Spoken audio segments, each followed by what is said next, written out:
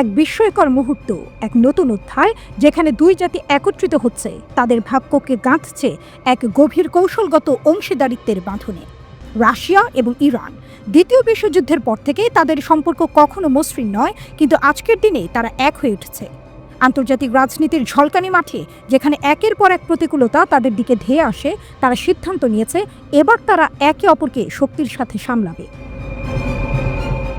এই চুক্তি Russia Iran সম্পর্ককে একটি বিস্তীর্ণ কৌশলগত অংশীদারিত্বের স্তরে উন্নীত করে, উভয় দেশের জন্য বিভিন্ন অগ্রাধিকার ক্ষেত্রগুলিতে সহযোগিতা আরও গভীর করার লক্ষ্য রাখে এবং একটি ন্যায়সঙ্গত বহু মেরু আন্তর্জাতিক ব্যবস্থা প্রতিষ্ঠাকে উৎসাহিত করে। রাশিয়ার উপপররাষ্ট্রমন্ত্রী আন্দ্রেই রুদেনকোর ঘোষণা, সম্ভাব্য ইরান মার্কিন যুদ্ধে হস্তক্ষেপ করবে রাশিয়ান সামরিক বাহিনী। ইরান রাশিয়ার সাথে কৌশলগত প্রতিরক্ষা চুক্তি স্বাক্ষর করেছে। আমেরিকা যদি ইরানি ঘাঁটিতে হামলা চালায় তবে আমরা তাকে সাহায্য করব না। তেহরান এবং ওয়াশিংটনের মধ্যে ক্রমবর্ধমান উত্তেজনার মধ্যে মস্কোর বড় ইরানপন্থী পদক্ষেপ। রাশিয়ার সংসদের নিম্নকক্ষ ইরানের সাথে একটি প্রতিরক্ষা চুক্তি অনুমোদন করেছে বলে জানা গেছে।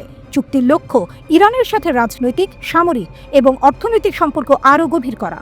উভয় দেশ একে অপরকে সাধারণ নিরাপত্তা হুমকি মোকাবেলায় সহায়তা করতে সম্মত হয়েছে। শর্ত দেয় যে কোনো দেশ যদি আগ্রাসনের মুখোমুখি হয় তবে কোনো দেশই অন্যের শত্রুকে সাহায্য করবে না।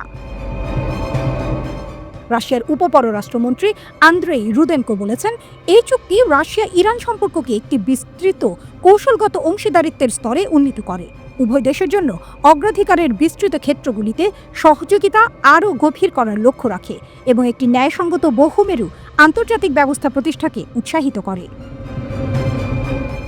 47টি অনুচ্ছেদ সম্বলিত এই চুক্তিতে বৈদেশিক নীতিতে সহযোগিতা, রাষ্ট্রীয় সার্বভৌমত্ব, আঞ্চলিক অখণ্ডতা রক্ষা এবং নিরাপত্তা ও স্থিতিশীলতা নিশ্চিত করার জন্য পক্ষগুলির প্রতিশ্রুতির রূপরেখা দেওয়া হয়েছে।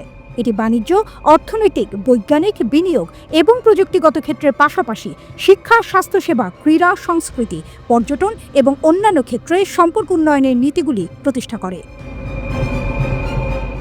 রাশিয়ার উপপররাষ্ট্রমন্ত্রী আন্দ্রেই রুদেনকো জানিয়েছেন, এই মুহূর্তে আমরা এই বিস্তৃত কৌশলগত অংশীদারিত্ব চুক্তিতে স্বাক্ষর করছি। এই সহযোগিতা রাজনীতি, প্রতিরক্ষা, নিরাপত্তা, অর্থনীতি, বাণিজ্য, অর্থ, বিনিয়োগ, পরিবহন, সংস্কৃতি, শিক্ষা, ক্রীড়া, পর্যটন এবং অন্যান্য ক্ষেত্রে বিস্তৃত। চুক্তিতে গোয়েন্দা ও নিরাপত্তা পরিষেবা তথ্য বিনিময়ের বিধানও অন্তর্ভুক্ত রয়েছে।